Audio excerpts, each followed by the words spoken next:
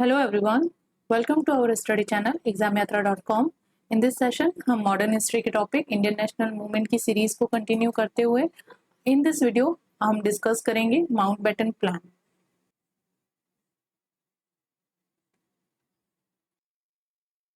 तो स्टार्ट करते हैं। माउंटबेटन प्लान जो है उसके आने से पहले हमने लास्ट सेशन में डिस्कस किया था कैबिनेट मिशन के बारे में। Cabinet mission again was a legitimate step made by British government in order to transfer the power in the Indian hands। ठीक है, तो वो एक high level commission power transfer in the Indian hands के लिए गठित किया गया। ठीक है, ऑर्गेनाइज किया गया उसको, जो आता है 1946। ठीक है, इसका काम था कि रिस्पॉन्सिबल इंडियन हैंड्स के हाथ में पावर ट्रांसफर करके जो ब्रिटिश गवर्नमेंट है वो यहाँ इंडिया से विड्रॉल करना चाहती है, लेकिन कैबिनेट मिशन जो है फेलियर फेस करता है। फेलियर थी because of the ideological difference between the Indian national Congress and Muslim league. Because यहाँ पे मुस्लिम लीग जो थी, मुस्लिम लीग वो अड़ी हुई थी, है ना। Muslim League wanted a separate state of Pakistan, जबकि इंडियन नेशनल कांग्रेस जो है वो चाहती थी यूनाइटेड इंडिया। ठीक है, United India Indian national Congress want and Muslim league want separate state that is Pakistan. ये एक आइडियोलॉजिकल डिफरेंस जो है इसको सेटल करने में कैबिनेट मिशन फेलियर फेस करता है। कोई भी निगोशिएशन दोनों मेजर पॉलिटिकल पार्टी के बीच में कैबिनेट मिशन नहीं करवा पाता है। सेकेंड जो है यहाँ पे grouping of province, grouping of province on the basis of religion. तो जो ये वाला उसमें नोशन था कैबिनेट मिशन का कि जो प्रोविंसेस है इंडिया के, या मतलब जो ब्रिटिश टेरिटरी है उनमें जो प्रोविंसेस है उनको रिलीजन के बेस पे उनकी ग्रुपिंग कर दो, category A, category B, category C करके। ठीक है, तो यहाँ पे भी इंडियन नेशनल कांग्रेस जो है इस चीज को रिजेक्ट कर देती है, इस आइडिया को। इनिशियली तो इंडियन नेशनल कांग्रेस ने भी इस चीज को सपोर्ट किया था, लेकिन बाद में they realize the consequences of this groupism on the basis of religion, कि आगे जाके ये सेपरेटिज्म को और ज्यादा बढ़ावा देगा और कम्युनल राइट्स, जो ऑलरेडी कम्युनल टेंशंस इंडिया के अंदर प्रिवेल्ड हो रही है, उसको और ज्यादा बूस्ट करेगा।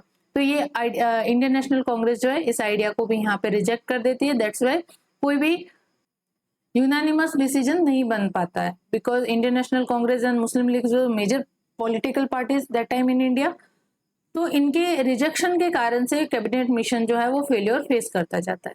थर्ड अगर हम बात करें तो कॉन्फ्लिक्ट ऑफ इंटरेस्ट कह सकते हैं, conflict of interest.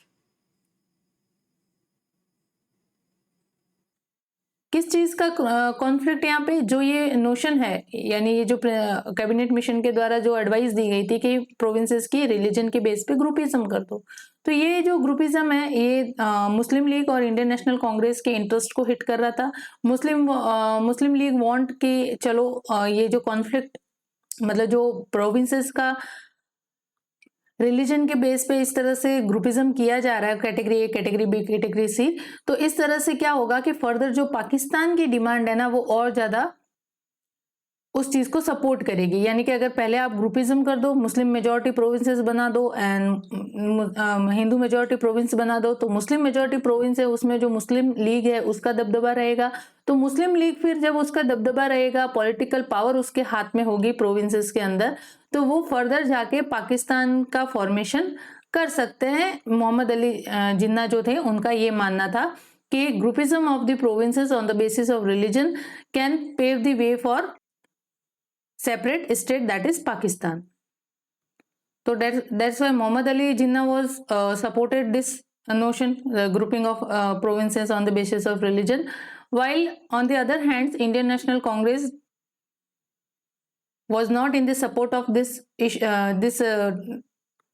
principle that कि ग्रुपिज्म कर दो प्रोविंस का on the basis of religion. तो यहाँ पे इंडियन नेशनल कांग्रेस जो है इस चीज को अपोज करती है, because they want united India and they don't want to further escalated the communal tension in India or communal riots in India। ठीक है,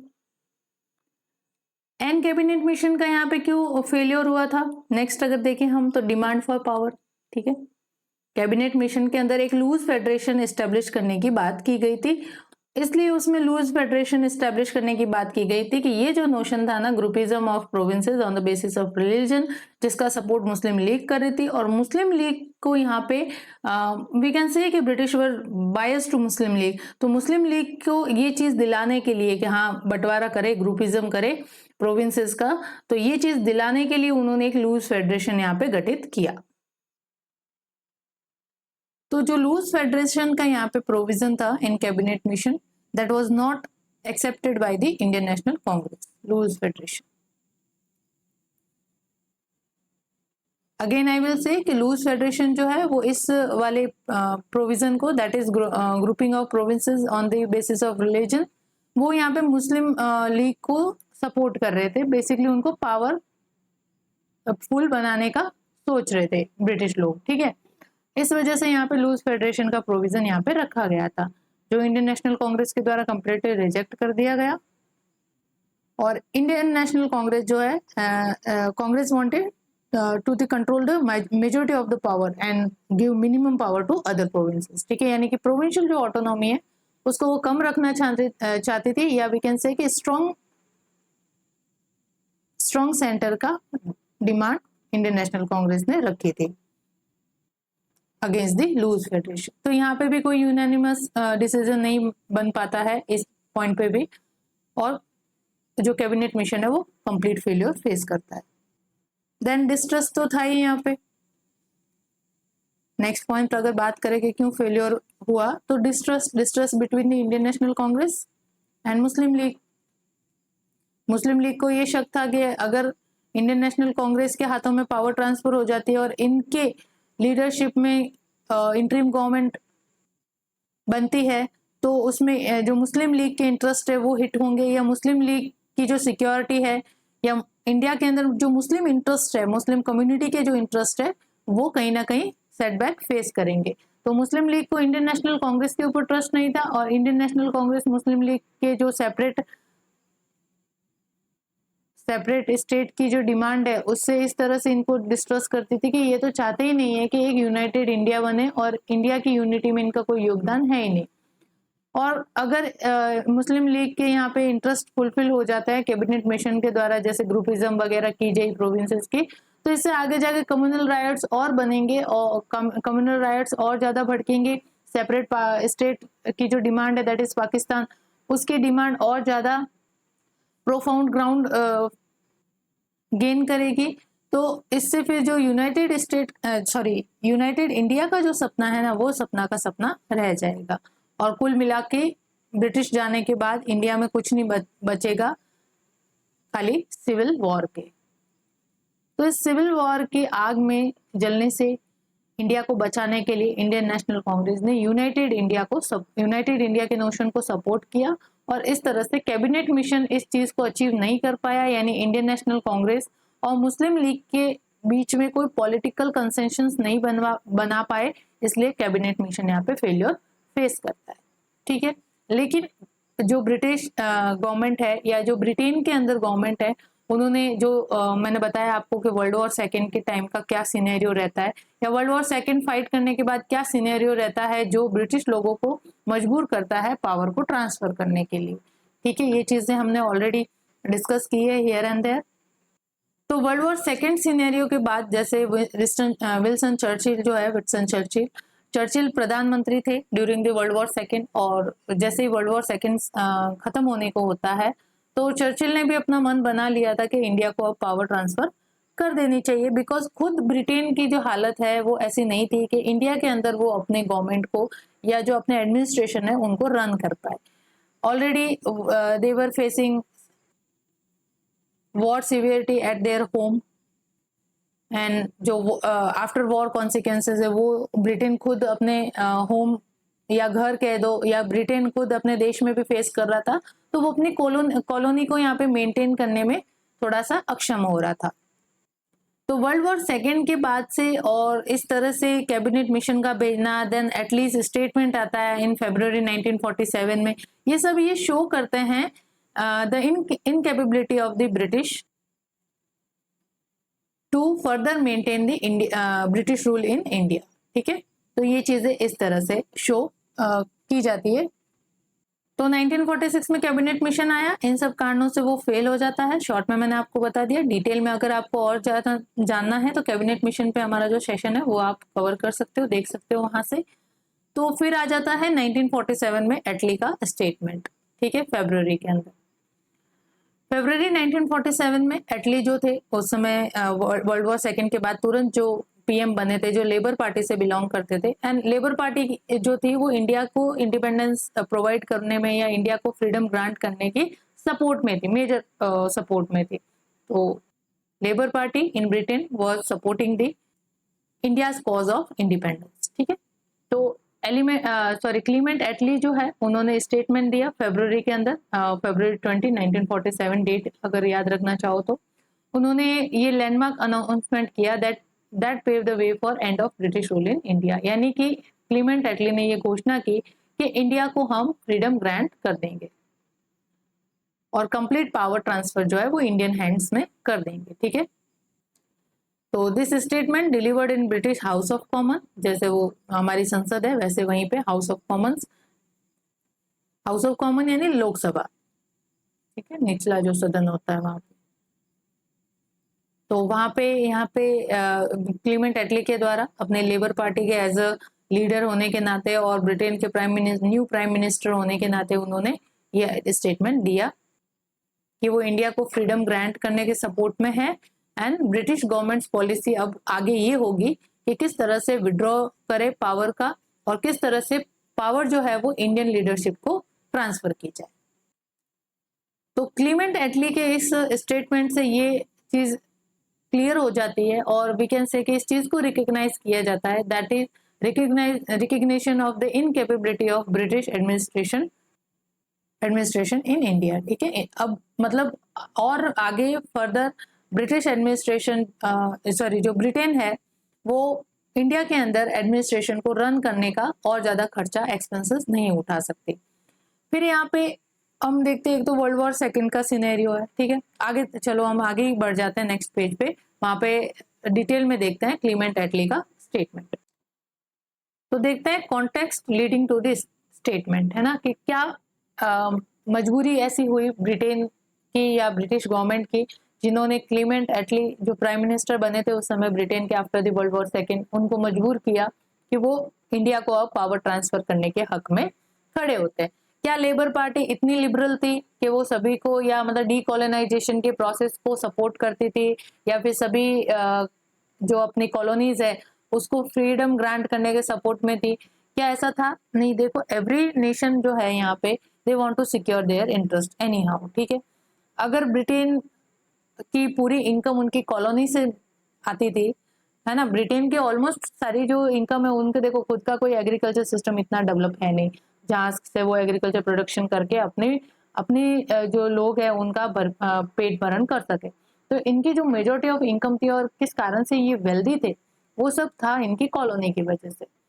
तो अपने इंटरेस्ट को कौन हिट करना चाहेगा? अपने ही देश को जो है गरीब होते हुए, सॉरी गरीब तो नहीं कह सकते, कम पैसा होते हुए कौन देखना चाहेगा? कोई भी ऐसी गवर्नमेंट नहीं बनेगी जो अपने ट्रेजर्स को, यानी अपने जो शाही खजाने हैं उनको बढ़ने से चूके। सिचुएशन क्या बनी थी यहाँ पे, वर्ल्ड वॉर सेकेंड के बाद से सारा सिनेरियो जो है वो चेंज होने लग गया। इस वजह से ब्रिटेन की गवर्नमेंट जो है वो प्रेशराइज होती है और वो इंडिया के जो कॉज ऑफ फ्रीडम है उसको सपोर्ट करने लगती है। ठीक है, तो देखते हैं context leading to this statement कि मिड 1940 से political situation in British India had become increasingly tense. ठीक है, हमने देखा 1940 के बाद से अब 1946 तक हमने कैबिनेट मिशन के टाइम का पूरा डिस्कस किया है लास्ट सेशन के अंदर कि किस तरह से पॉलिटिकल डेवलपमेंट हुए हैं।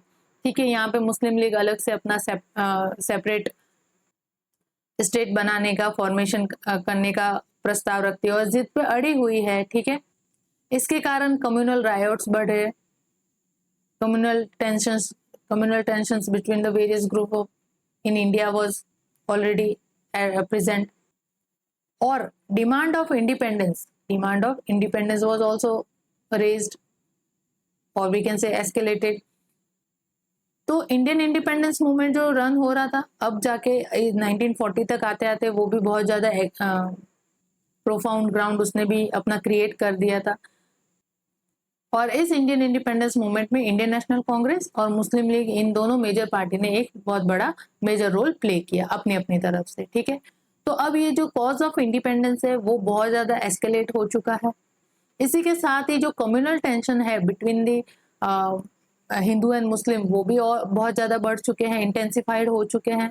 और सेल्फ रूल की जो डिमांड है वो भी बढ़ चुकी है। मतलब अब इंडिया जो है, गांधी जी जो है 1942 में जब अपना वो क्विट इंडिया मूवमेंट लॉन्च करते तो करो और मरो जैसे नारे दे रहे हैं, यानी कि अब इंडिया जो है किसी भी तरीके से सेल्फ रूल चाहता है। तो सेल्फ रूल की अब डिमांड को आगे और ज़्यादा एक्सटेंड करना या नकारना, नेग्लेक्ट करना अब ब्रिटिश गवर्नमेंट के भारी पड़ रहा था, ठीक है। They can't beer this cost.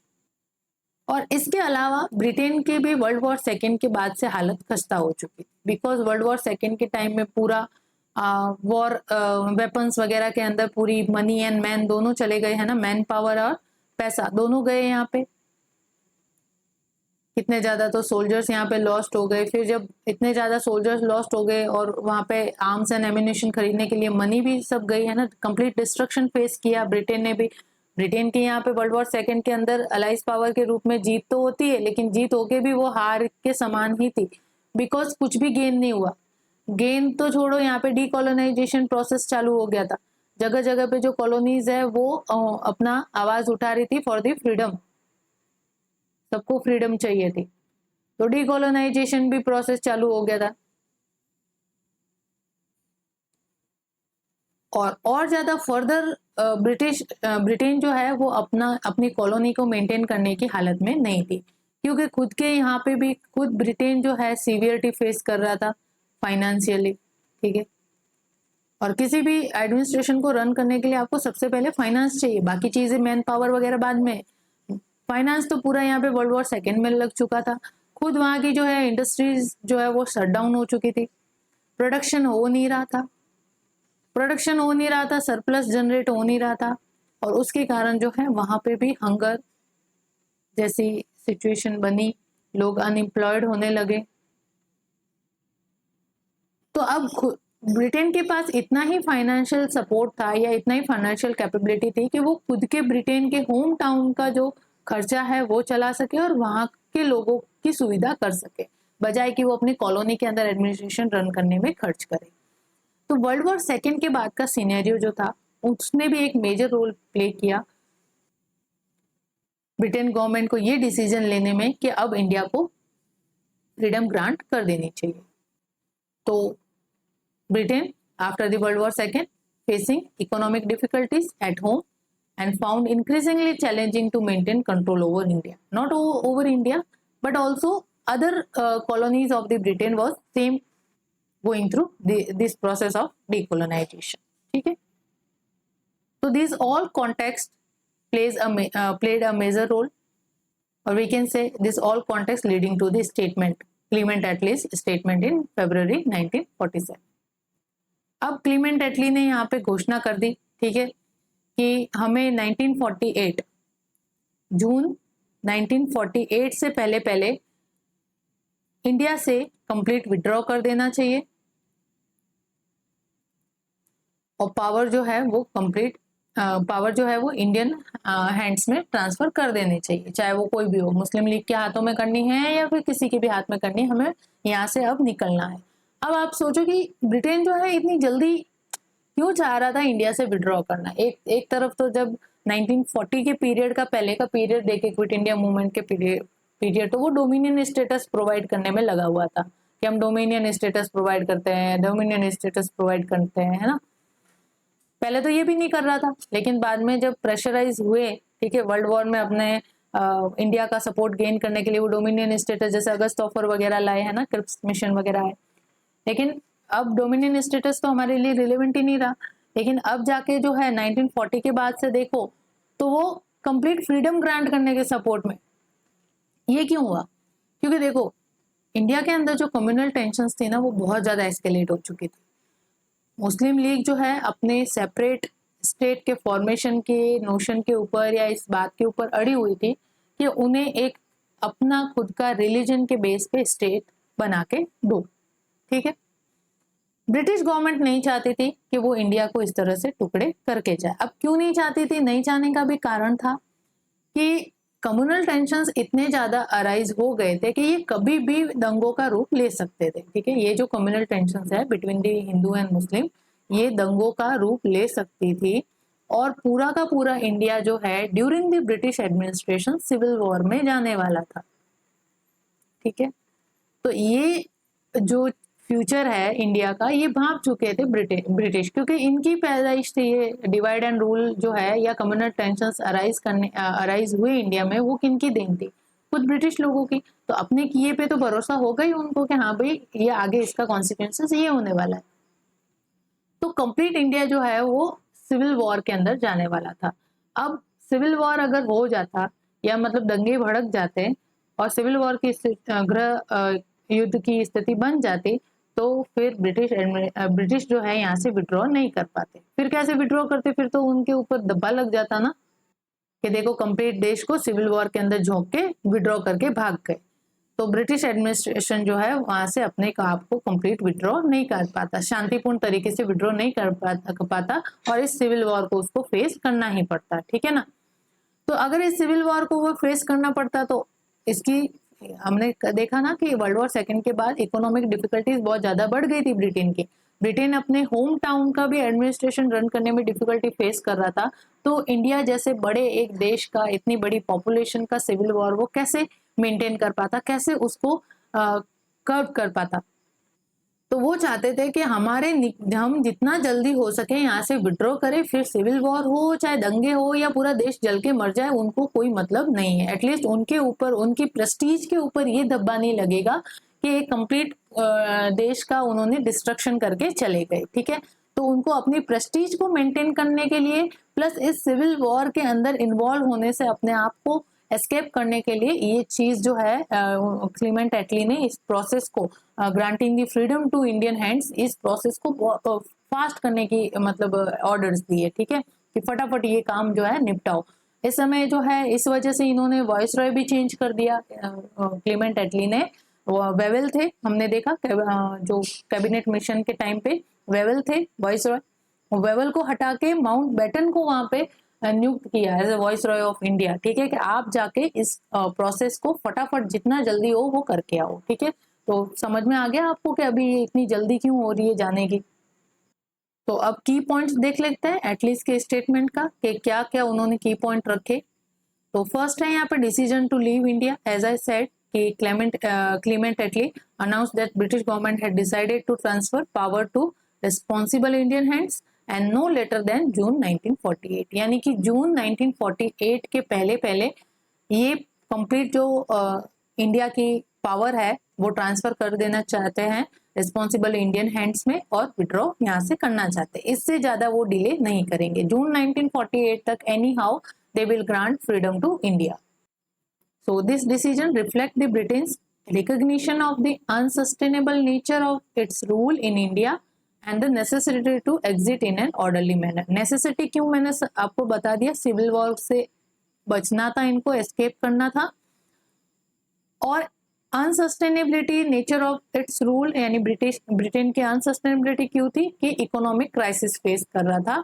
तो और ज्यादा इनके पास इतना फाइनेंशियल असिस्टेंस नहीं था या इनकी कैपेबिलिटी इतनी नहीं थी कि इंडिया के एडमिनिस्ट्रेशन को अब वो रन कर सके, क्योंकि इंडिया के एडमिनिस्ट्रेशन अब स्मूथ नहीं चल रहा था। यहाँ पे जो इंडियन इंडिपेंडेंस मूवमेंट जो है या we can say Indian national movement जो है वो अपने पीक पे था,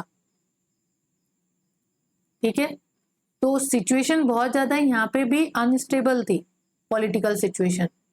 तो उसको स्टेबल करने के लिए अगेन इकोनॉमिक पावर चाहिए होती है। अगर आपके पास फाइनेंशियली आप स्ट्रांग हो तो you can suppress any kind of uprising. लेकिन यहाँ पे वर्ल्ड वॉर सेकेंड के बाद सिनेरियो कंप्लीटली चेंज हो चुका है। ब्रिटेन खुद फाइनेंशियल सिवियरिटी फेस कर रहा था। तो unsustainability because of economic difficulty and necessary because they want to escape from the civil war which was going to happen in India. तो ये सिनेरियो कुछ कुछ वैसा ही है जैसा अफगानिस्तान में हुआ। अगर आपको इंटरनेशनल रिलेशनशिप पता हो तो अफगानिस्तान के सिविल वॉर में अमेरिका ने एंट्री तो ले ली, यूनाइटेड स्टेट ने एंट्री तो ले ली बिकॉज वो अपने middle east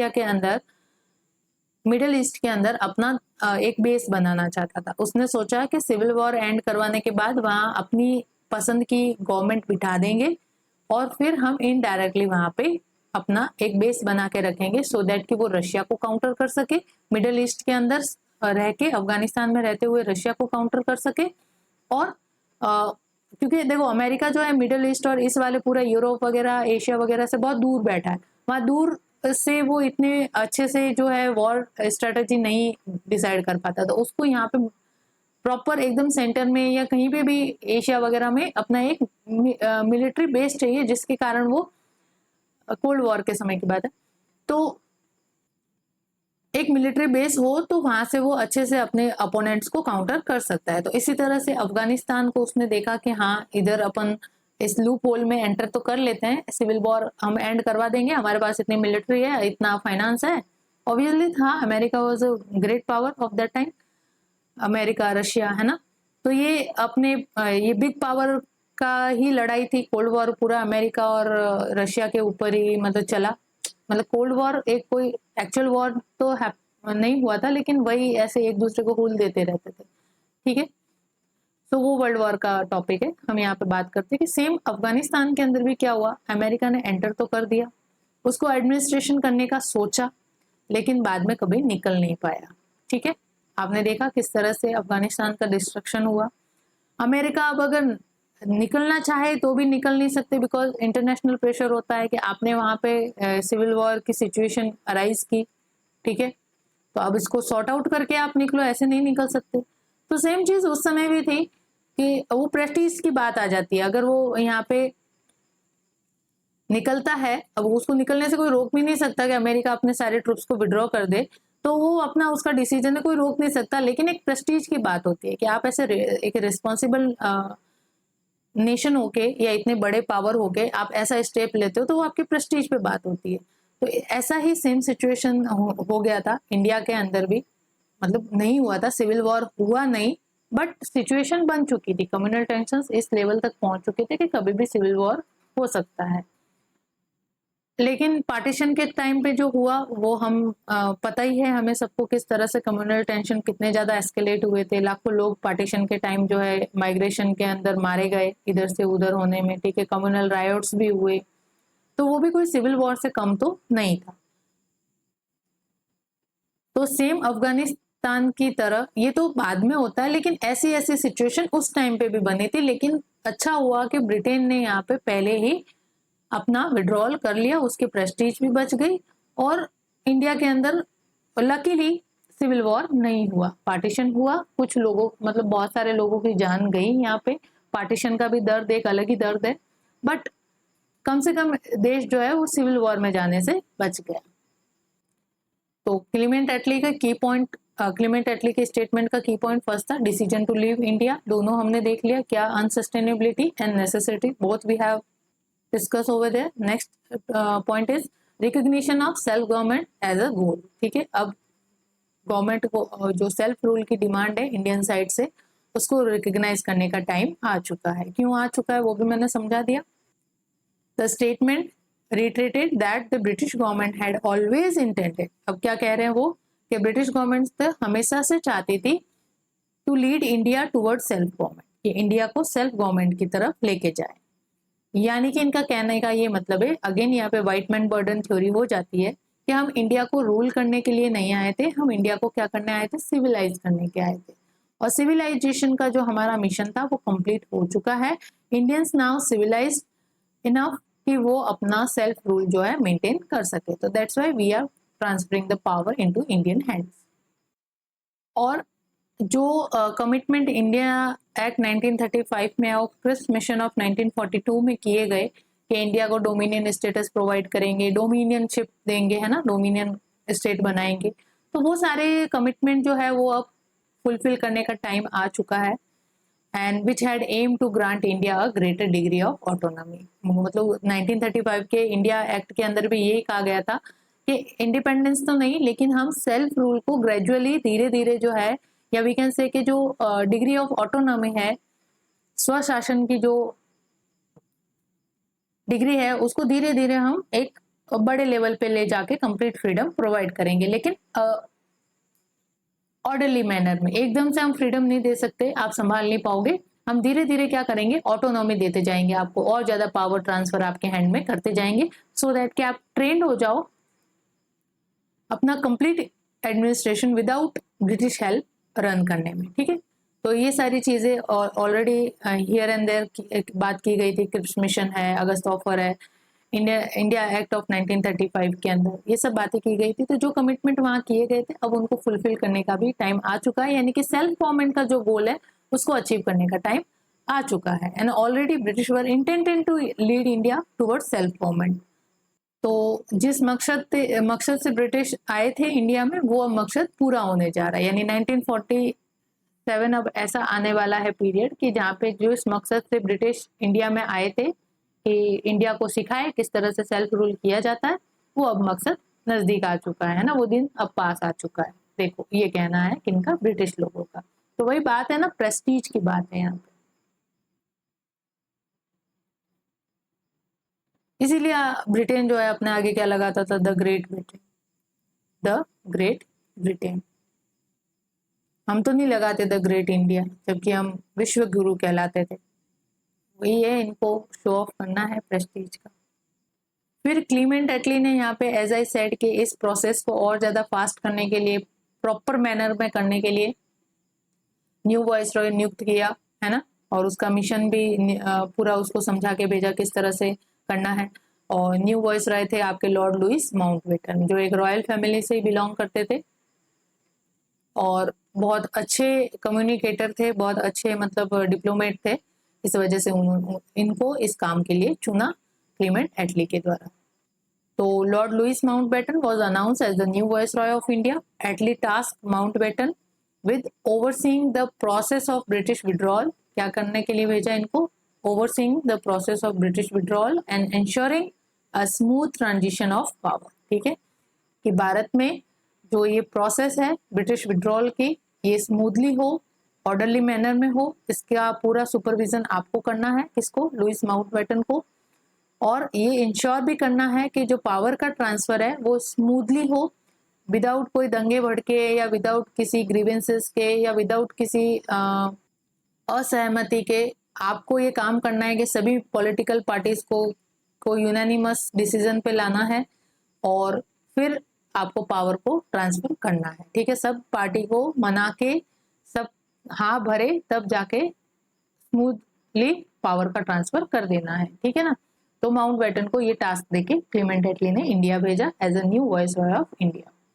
माउंटबेटन्स appointment underscored the seriousness of Britain's intention to end its rule in India. तो माउंटबेटन को न्यू वाइसरॉय, वेवेल को हटा के इनको नियुक्त करके भेजना अंडरस्कोर करता है, इस चीज को चिन्हित करता है, the seriousness of Britain's intention to end its rule in India. यानी ब्रिटिश लोगों की सीरियसनेस को कि वो इंडिया के अंदर अपना रूल जो है वो एंड करना चाहते हैं, इस सीरियसनेस को ये शो करता है। ठीक है, नेक्स्ट था transfer of power to one और मोर एंटिटीज। यहाँ पे ये नोशन आपको क्या लगता है कि हाँ वो सपोर्ट कर रहे हैं सेपरेट स्टेट की जो मुस्लिम लीग की डिमांड है उसके फॉर्मेशन को।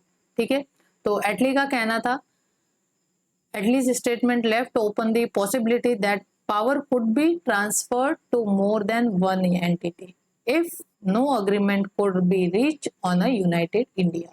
ठीक है, अगर यूनाइटेड इंडिया के बनाने में कोई भी अग्रीमेंट नहीं हो पाता है, मुस्लिम लीग और इंडियन नेशनल कांग्रेस अगर राजी नहीं होते यूनाइटेड इंडिया में, और मुस्लिम लीग अड़ी रहती है कि नहीं उसको तो सेपरेट स्टेट ही चाहिए, तो फिर अगर पावर ट्रांसफर है वो एक नहीं, एक से अधिक एंटिटी, यानी कहने का मतलब मुस्लिम लीग को सेपरेट स्टेट बना के दे दिया जाएगा पाकिस्तान, और फिर उसको पावर ट्रांसफर कर दी जाएगी, और फिर इंडियन नेशनल कांग्रेस के हैंड में दे दी जाएगी पावर इंडिया की।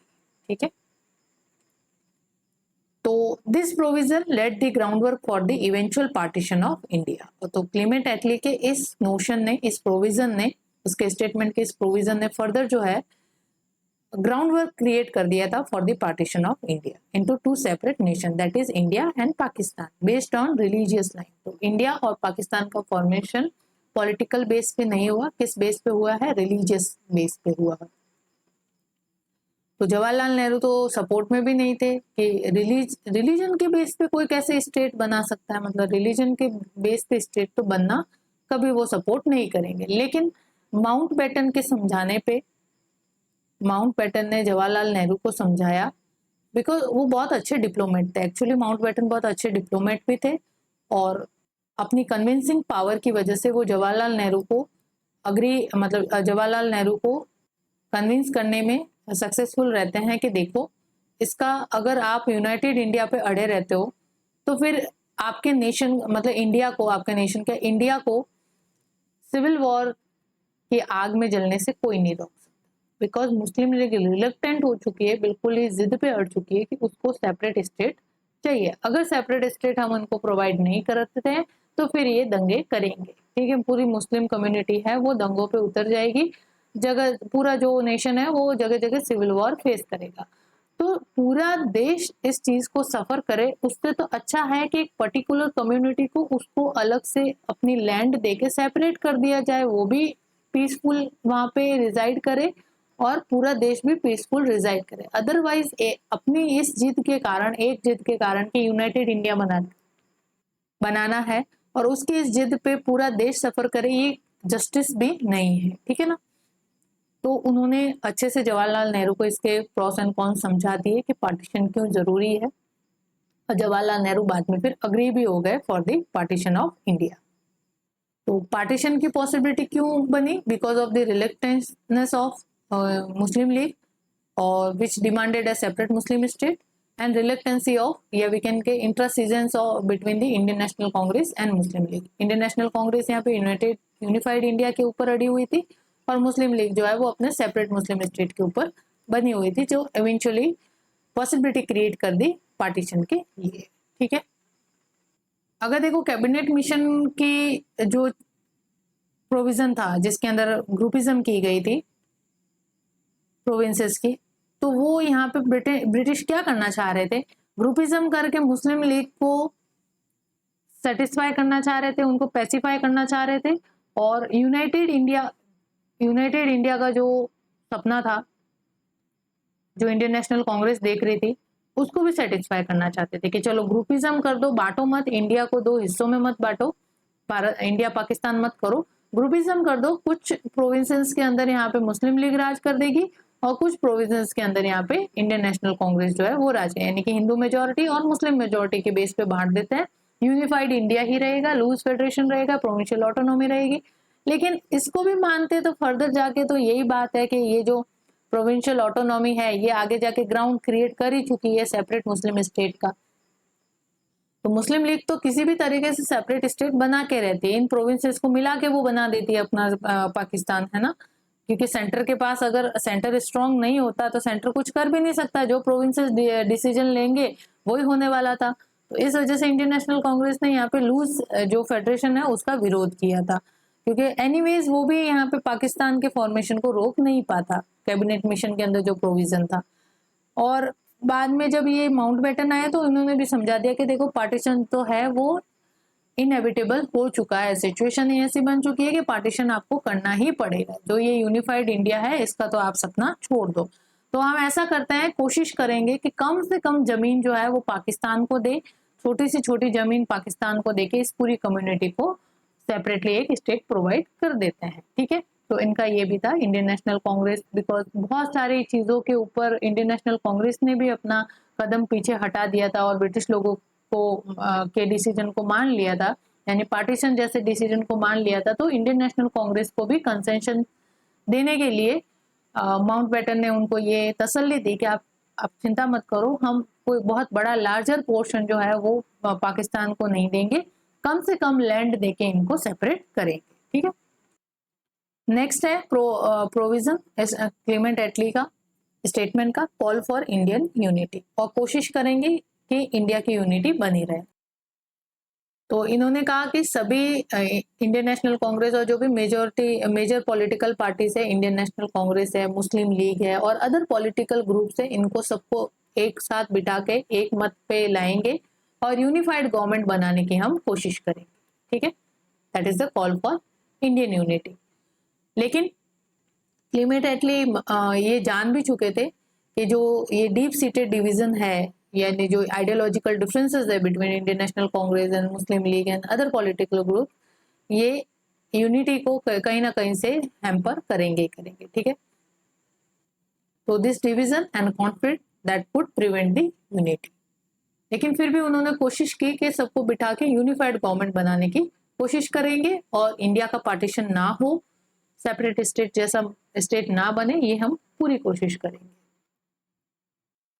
नेक्स्ट है Britain's role during the transition period, यानी जब पावर को ट्रांसफर किया जाएगा और जब पार्टीशन का प्रोसेस चलाया जाएगा तो उस समय ब्रिटेन का क्या रोल रहेगा। तो Clement Attlee clarified that the British government would retain responsibility for law and order and the defence of India during the transitional period, यानी कि जब पावर की ट्रांसफर की जाएगी और जब सब सारी चीजें सेटलमेंट होगी, यानी पार्टीशन वगैरह होगा, माइग्रेशन होगा, तो जो लॉ एंड ऑर्डर की रिस्पॉन्सिबिलिटी होगी वो इंडियन हैंड्स में ना होगी, किनके पास होगी, ब्रिटेन के पास होगी। कंप्लीट डिफेंस जो है वो किनके पास होगी, ब्रिटेन के पास होगी, बिकॉज वो रिस्क नहीं ले सके कि किसी भी तरह के दंगे वंगे हो, और जब डिफेंस और लॉ एंड ऑर्डर उनके हाथ में होगा तो वो अच्छे से स्मूथली पावर ट्रांसफर करवाने में सक्षम होंगे। ठीक है, तो इंडिया के डिफेंस की और लॉ एंड ऑर्डर की complete responsibility during the transitional period किनकी होने वाली है, ब्रिटिश गवर्नमेंट की होने वाली है। ये क्लीमेंट एटली ने यहाँ पे क्लैरिफाई कर दिया। But this would and by June 1948। लेकिन ये चीज जो है मतलब यानी law and order complete transfer तो कर देंगे हम पावर का, लेकिन लॉ एंड ऑर्डर और डिफेंस अब हम तब तक हाथ में रखेंगे जब तक कि कंप्लीट प्रोसेस जो है वो फिनिश नहीं हो सकता। और जून 1948 तक ये जो पावर है हमारे हाथ में रहेगी, डिफेंस की और लॉ एंड ऑर्डर की। बाकी सारी पावर जो है हम आपको दे देंगे। तो लेकिन जून 1948 के तक ये चीज भी हम एंड कर देंगे, यानी कंप्लीट लॉ एंड ऑर्डर और डिफेंस भी जून 1948 तक इंडियन हैंड में ट्रांसफर कर दी जाएगी। और उसके बाद ब्रिटेन जो है वो कंटिन्यू रखेगा अपनी सपोर्ट, यानी सपोर्ट ऑफर करता रहेगा। ठीक है, कि भाई नेशन को बिल्ड करना है तो बिल्ड करने के लिए टेक्नोलॉजी वगैरह ये सारी ट्रांसफर करना, कुछ फाइनेंशियल असिस्टेंस है तो लोन के रूप में वो प्रोवाइड करवाना। तो बेसिकली आफ्टर इंडिपेंडेंस जो कॉर्डियल रिलेशनशिप होंगे इंडिया और ब्रिटेन के बीच में वो बने रहेंगे, और Britain would continue to offer support but aimed to minimise its involvement in India's internal politics. लेकिन जो इंटरनल पॉलिटिक्स है इंडिया की अब इंडियन हैंड्स में होगी कंप्लीटली, और इसके अंदर ब्रिटेन जो है वो इन्वॉल्वमेंट नहीं रखेगा, मतलब मिनिमाइज करेगा अपने इन्वॉल्वमेंट को। ठीक है, तो इस एम के साथ वो अपनी सपोर्ट जो है इंडिया को देता रहेगा। और उसी के साथ ही उन्होंने ये भी कहा कि हम डोमिनियन स्टेट बना देते हैं। इसका डोमिनो क्या लिखा, डोमिनियन स्टेट स्टेटस प्रोवाइड कर देंगे आपको, यानी कि dominion of India and dominion of Pakistan, so that कि तुम जो है ब्रिटेन की वेल्थ में कंसिडर किए जाओगे, और ब्रिटेन की फिर ये रिस्पॉन्सिबिलिटी बनती है कि आपका डेवलपमेंट किया जाए। तो because of the development perspective आपको हम अपने कॉमनवेल्थ के अंदर कन्वर्ट करेंगे। ठीक है, ये भी उसके अंदर रख दिया गया बात। तो ये सारे जो प्रोविजन थे वो किसके थे, क्लेमेंट एटली के स्टेटमेंट में था। अब हम देखते हैं सिग्निफिकेंस एंड क्या इम्पैक्ट रहता है of the statement of Clement Attlee. तो फर्स्ट इसका सिग्निफिकेंस रहा setting a clear timeline for independence. ठीक है, पहले कुछ पता नहीं था कि कब हमें पावर ट्रांसफर होगी कब नहीं होगी, कोई फिक्स डेट ही नहीं थी, लेकिन अब जून 1948 डेट फिक्स करके ये क्लैरिफाई हो चुका है, ये क्लियर हो चुका है कि क्या टाइमलाइन रहने वाली है for the independence. So by setting June 1940 as a deadline, Clement Attlee statement removed any ambiguity about British intentions, thereby accelerating the political process in India. This pressure led to intensify the negotiation between Indian political leaders and making independence a reality within a year. ठीक है, पहले जब कोई timeline fix नहीं की गई थी, जैसे कैबिनेट मिशन में भी बात की गई इंडिया को फ्रीडम ग्रांट करने की, लेकिन कोई क्लियर कट डेडलाइन नहीं दी। लेकिन क्लेमेंट एटली के स्टेटमेंट से जैसे उन्होंने ये डेडलाइन दे दी कि जून 1948 तक हम इंडिया को कंप्लीट फ्रीडम ग्रांट कर देंगे। तो ये एक तरह का ब्रिटिश गवर्नमेंट का ये इंटेंशन शो करते हैं कि यहाँ हाँ ब्रिटिश गवर्नमेंट सच में विड्रॉ करना चाहती है, सच में पावर ट्रांसफर जो है वो इंडियन हैंड में करना चाहती है। और इससे जो इंडियन नेशनल लीडर के मन में जो शंका थी, एम्बिग्यूटी थी कि हाँ भाई करेंगे कि नहीं करेंगे, पागल बना रहे हैं, क्या कर रहे हैं, कोई डेडलाइन तो नहीं दे रहे हमें कि हम इतना कर ही देंगे, ठीक है, तो इनकी मंशा है भी कि नहीं, वो सारी एम्बिग्यूटी को क्लीमेंट एटली के स्टेटमेंट ने रिमूव कर दी। और इसी के साथ ही जो पॉलिटिकल प्रोसेस है इन इंडिया में वो एक्सिलरेट होती है इसकी स्टेटमेंट से। और इंडियन नेशनल कांग्रेस और मुस्लिम लीग दोनों पे प्रेशर क्रिएट होता है कि अब जब इंडिया ब्रिटिश गवर्नमेंट जाएंगे तो इंटरिम गवर्नमेंट तो हमें ही बनानी है, हमें ही रन करना है ना, तो खुद अब पावर हमारा ट्रांसफर हमारे हाथ में आएगी, तो इतने दिन तो वो संभाल रहे थे, अब हमें कैसे संभालना है वो हमें प्रिपेयर करना पड़ेगा, ठीक है। तो इससे जो निगोशिएशन है between the Indian political leaders वो स्टार्ट हो जाते हैं, और जो making independence a reality with in a year, और इसी साल के अंदर जो इंडिपेंडेंस का जो सपना देखा गया था वो सच होने वाला होता है बाय सेटिंग दिस डेडलाइन, ठीक है, डेट ऑफ डेडलाइन। तो इस स्टेटमेंट ने इंडियन पॉलिटिक्स के ऊपर क्या इम्पैक्ट डाला, तो इम्पैक्ट डाला कि अब जब फ्रीडम ग्रांट करने की प्रोसेस ब्रिटिश गवर्नमेंट की तरफ से चालू हो चुकी है, स्टार्ट हो चुकी है, और एक्सीलरेट फास्ट हो रहा है काम, तो जो इंडियन लीडर्स थे, इंडियन पॉलिटिकल लीडर, वो भी अब ऐसे एकदम सदमे में आ गए कि अब क्या करेंगे, कैसे करेंगे, मतलब होता है ना हेजिटेशन और नर्वसनेस हो चुके थे। तो वो तो चाहते थे कि और थोड़ा सा टाइम बढ़ा दिया जाए, है ना, सो दैट कि हम और ज्यादा थोड़ा प्रिपेयर हो सके। तो ये जो सडन स्टेटमेंट था क्लीमेंट एटली का इस तरह का, उन्होंने सरप्राइज कर दिया था इंडियन नेशनल लीडर को कि अब क्या करें आगे, है ना, ब्रिटिश चले जाएंगे तो हम किस तरह से संभालेंगे देश को। तो ऑब्वियसली एक नर्वसनेस और हेजिटेशन होती है जब इतने 200 सालों से आपके हाथ में पावर नहीं और सडन आपके पास पावर आए, तो आप किस तरह से इतने बड़े देश को और इतनी बिग पॉपुलेशन जो कि गरीबी से फेस कर रही है उसको आप टैकल करोगे, ठीक है। तो ये चीज हुई, तो इस चीज ने प्रोफाउंड इम्पैक्ट डाला on Indian politics Clement Attlee के स्टेटमेंट ने, या वी कैन से अनाउंसमेंट ने, और it force both Indian national Congress and Muslim League to negotiate their demand, कि जो भी है आपकी डिमांड जो भी है उस पर निगोशिएशन पे आ जाओ, अदरवाइज अगर ब्रिटिश चले गए ना, मुस्लिम लीग को ये लगता था कि अगर ब्रिटिश लोग चले गए without making any settlement between Indian national Congress and मुस्लिम लीग, तो इंडियन नेशनल कांग्रेस है वो सारा कुछ हड़प लेगी और मुस्लिम लीग जो है वो ऐसे कैसे हाथ हिलाती रह जाएगी।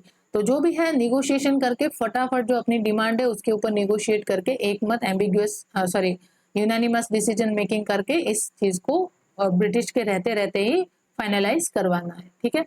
तो इंडियन नेशनल कांग्रेस और मुस्लिम लीग दोनों ही प्रेशर में आते हैं फॉर निगोशिएशन, और इंडियन नेशनल कांग्रेस को ये लग रहा था कि अगर ब्रिटिश के बिना मतलब ब्रिटिश चले गए तो हम मुस्लिम लीग को निगोशिएट कर ही नहीं पाएंगे, और फिर उनके बिना तो हम कुछ कर ही नहीं पाएंगे, तो दोनों ही ऐसे हेजिटेट थे, ठीक है। तो इस वजह से उनकी उपस्थिति में, ब्रिटिश गवर्नमेंट की उपस्थिति में, वो अपना निगोशिएशन अपनी अपनी डिमांड्स को फुलफिल करवाना चाह रहे थे।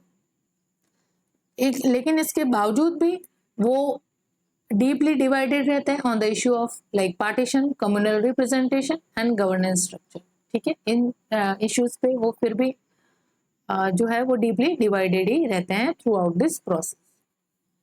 देन नेक्स्ट है prelude to partition. Clement Attlee के जो स्टेटमेंट के अंदर प्रोविजन था कि वो पावर को transfer one and more entities के हाथ में कर सकती है अगर कोई भी निगोशिएशन या कोई अग्रीमेंट दोनों के बीच में फाइनलाइज नहीं होता है।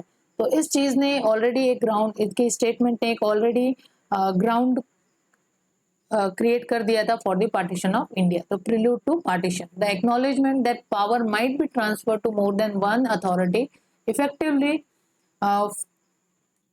foreshadowed the partition of India। तो partition of British India into India and Pakistan, है ना। कि क्लेमेंट एटली की जो स्टेटमेंट था कि भाई पावर जो है वो एक से ज्यादा अथॉरिटी को हम ट्रांसफर कर सकते हैं अगर कोई भी अग्रीमेंट दोनों के बीच में या यूनानिमस कंसेशन नहीं बन पाता है, तो फिर जो ब्रिटिश इंडिया है वो 2 भागों में बांटा जाएगा, that is India and Pakistan. और इस स्टेटमेंट ने जो कम्युनल वायलेंस है वो और ज्यादा स्टार्क कर दी है ना, जब उन्होंने कह ही दिया कि भाई हाँ पावर ट्रांसफर अगर सहमति नहीं बनती है तो हम तो फिर पार्टीशन करके जाएंगे है ना, मतलब फिर ऐसे बांट देंगे हम इंडिया को, इंडिया एंड पाकिस्तान के रूप में। तो ये तो फिर और ज्यादा पार्टीशन, मुस्लिम लीग फिर वो हो गई एकदम खुश हो गई कि अच्छा वाह ये तो बहुत अच्छा हुआ, हम तो नेगोशिएशन करेंगे ही नहीं, अब हम तो बस सेपरेट स्टेट की जो डिमांड है उस पर अड़े ही रहेंगे।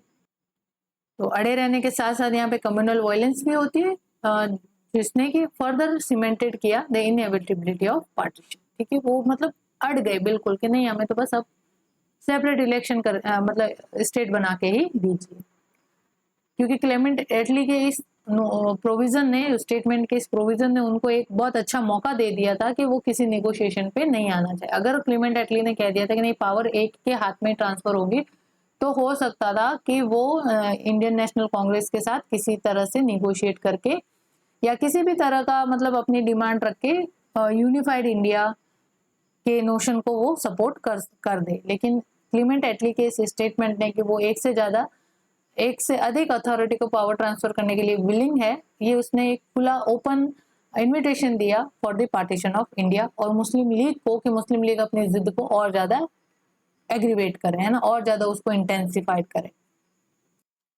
And then role of Lord Mountbatten, तो रोल क्या था इनका, सबसे मेजर रोल यही था कि उनको अपॉइंट किया गया था इस प्रोसेस का सुपरविजन करने के लिए और स्मूथ ट्रांसफर इंश्योर हो सके उस चीज को सुपरवाइज करने के लिए। ठीक है, तो Mountbatten appointment as a viceroy and his subsequent actions including his decision to advance the date of British withdrawal.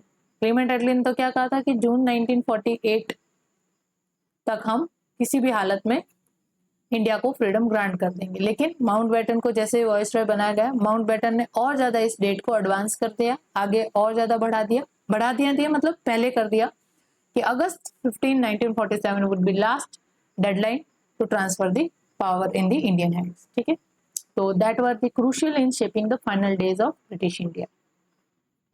Mountbatten played a central role in the partition plan and in negotiation with the Indian leaders. As I said कि Mountbatten बहुत अच्छे diplomat थे, उनकी convincing power बहुत अच्छी थी, तो Indian leader के साथ जो नेगोशिएशन करने की प्रोसेस है कंप्लीट इनके लीडरशिप में होती है, इनके द्वारा की जाती है। और पार्टीशन का भी जो प्रोसेस है वो भी इन्होंने ही स्टार्ट किया, यानी जो पार्टीशन के लिए फिर जो बाउंड्री कमीशन बनाए गए हैं ना, रेडक्लिफ के अध्यक्षता के अंदर बाउंड्री कमीशन, कि किस तरह से इंडिया और पाकिस्तान के बीच में बॉर्डर को खींचा जाए, यानी कि बांटा जाए, पाकिस्तान और इंडिया किया जाए।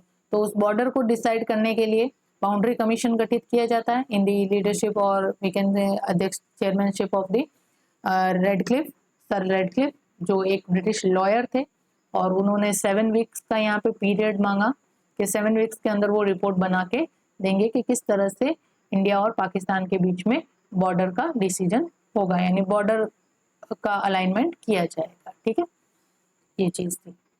तो इस वजह से जो पाकिस्तान और इंडिया के बीच की जो बॉर्डर है उसको रेडक्लिफ लाइन से भी जाना जाता है, इसी वजह से, बिकॉज जो इस बॉर्डर को डिसाइड करने के लिए जो बाउंड्री कमीशन गठित किया गया था माउंटबेटन के टाइम पे, वो उसके जो चेयरमैन थे वो थे सर रेडक्लिफ। सर रेडक्लिफ जो थे वो ब्रिटिश लॉयर थे और ब्रिटिश एडमिनिस्ट्रेशन के अंदर एक अच्छे ऑफिशियल्स थे, तो उनको इस काम के लिए नियुक्त किया गया।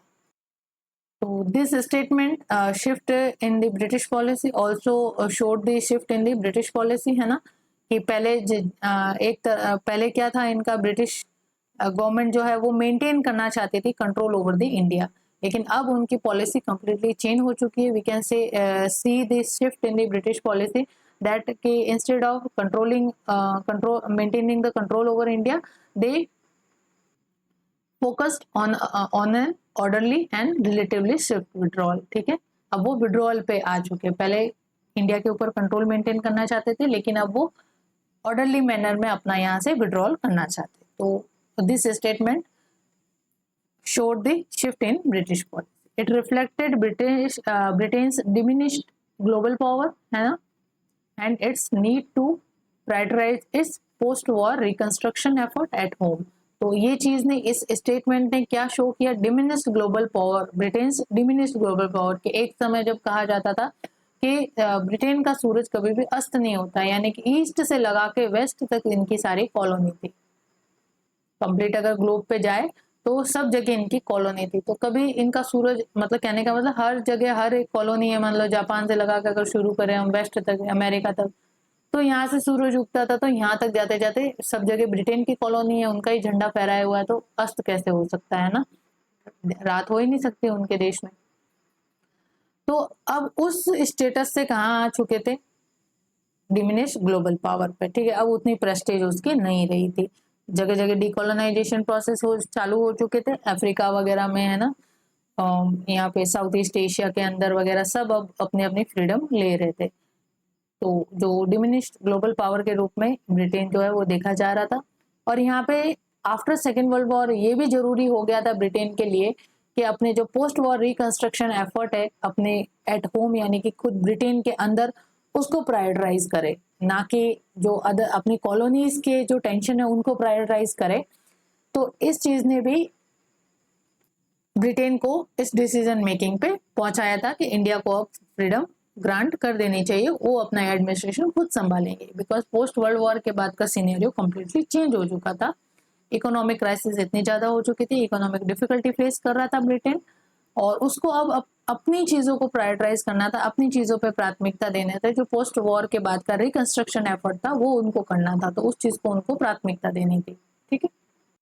तो यहाँ पे देखते हैं रोल ऑफ माउंटबेटन, यानी कि अब बेवेल जा चुके हैं as a viceroy of India, और क्लीमेंट एटली ने इस पावर ट्रांसफर के प्रोसेस को एक्सीलरेट किया है और ज्यादा तेज करने की कोशिश की है, और उसी के लिए तो माउंटबेटन को यहाँ पे अपॉइंट किया as a new viceroy of India. अब रोल देखते हैं क्या माउंटबेटन का रोल रहता है। तो Lord Mountbatten had come to accomplish the task of making constitutional arrangement for the transfer of power। तो उनका काम क्या था कि वो constitutional arrangement करे for the transfer of power, ठीक है। इसी वजह से उनको नियुक्त किया गया था, और जो ये पावर ट्रांसफर की प्रोसेस है उसको जितना जल्दी हो सके उतना जल्दी इनकम्प्लीट कर दे, और स्मूथली ट्रांसफर हो पावर का, ये भी इंश्योर करे।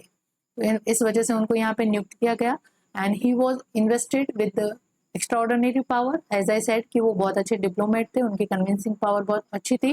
तो that was to carry out his assignment without constant reference to London, ठीक है।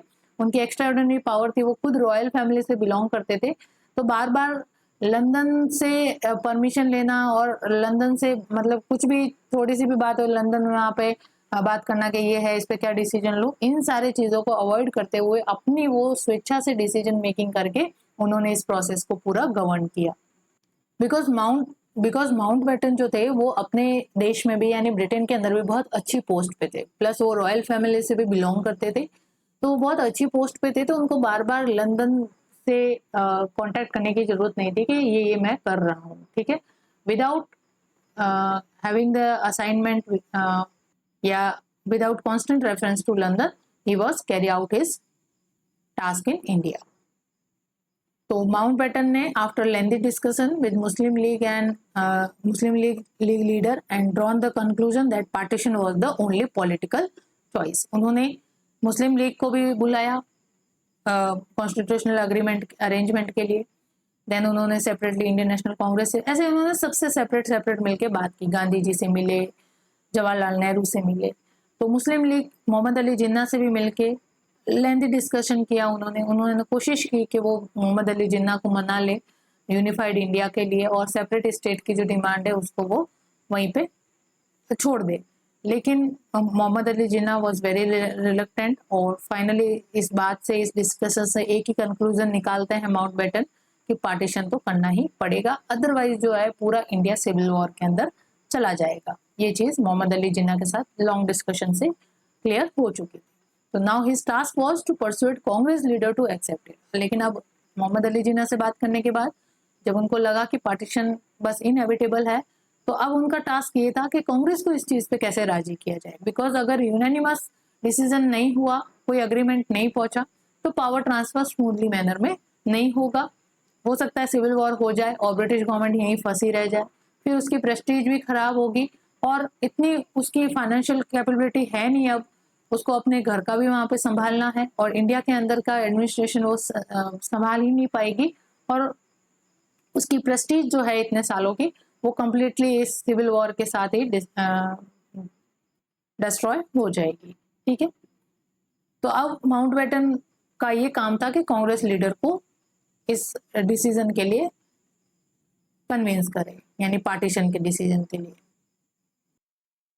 तो उन्होंने दो व्यू पॉइंट रखे in front of the Indian national Congress leader, nationalist leader, कि the first was that it was always a better political bargain to withdraw claim over certain areas so that they might be amalgamated to give birth to a new state for Muslim and develop and consolidate the rest of the country than to work for a united India with Muslims. ठीक है,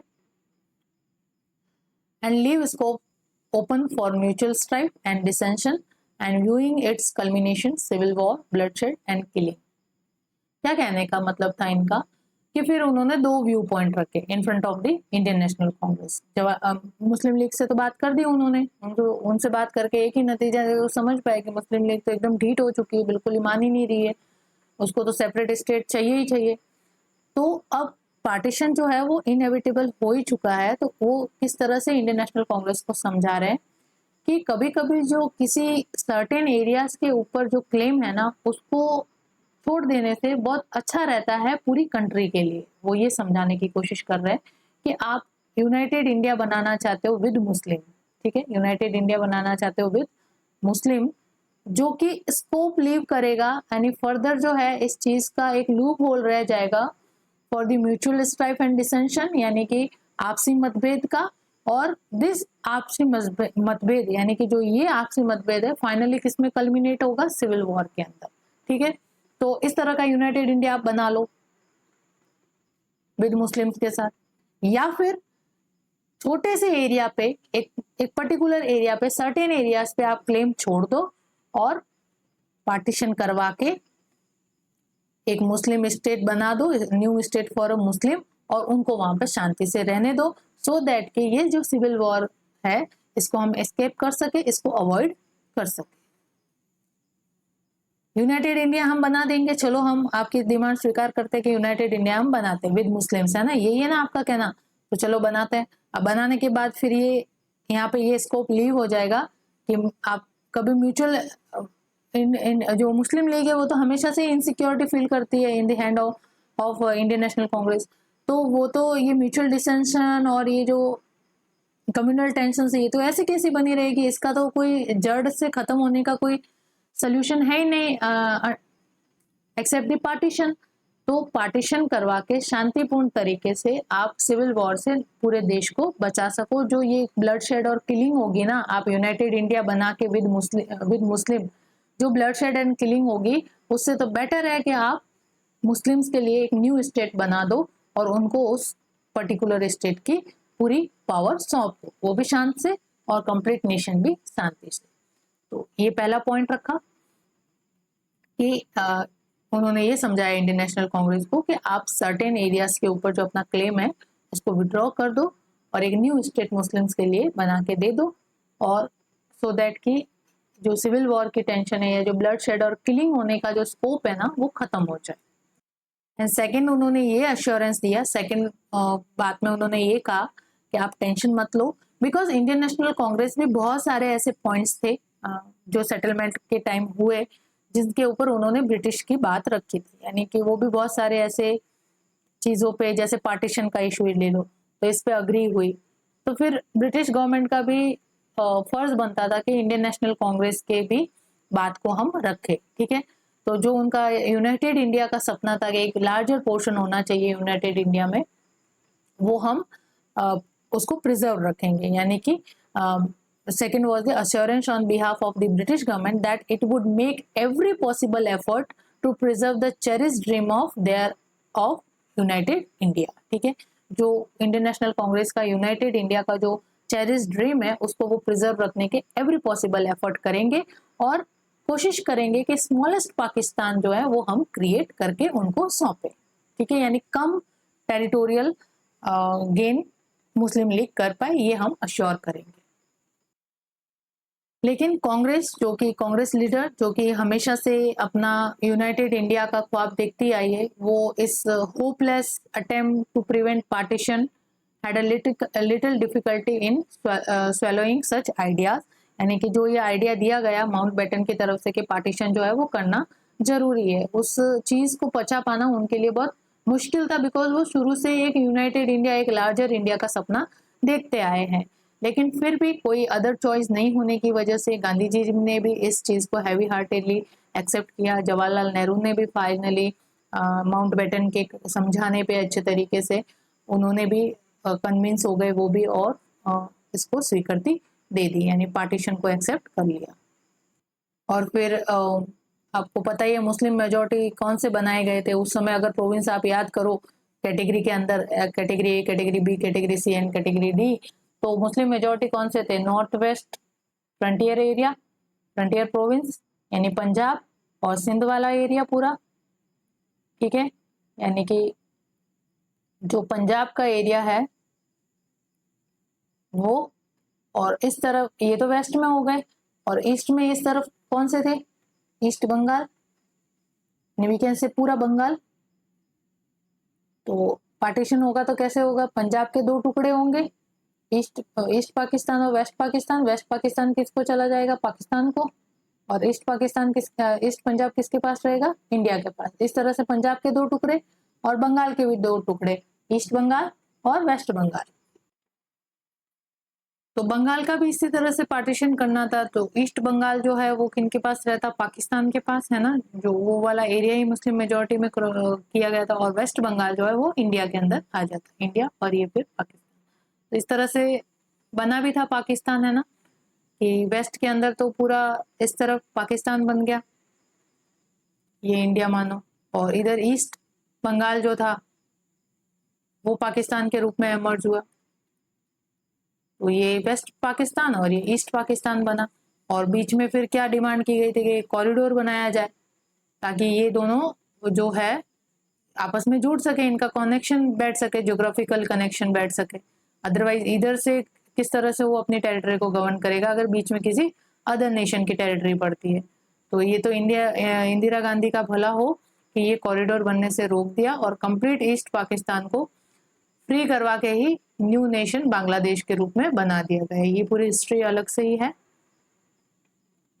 जो हम Bangladesh war independence war के रूप में पढ़ते हैं, liberation war के रूप में पढ़ते हैं, तो वो चीज था, ठीक है।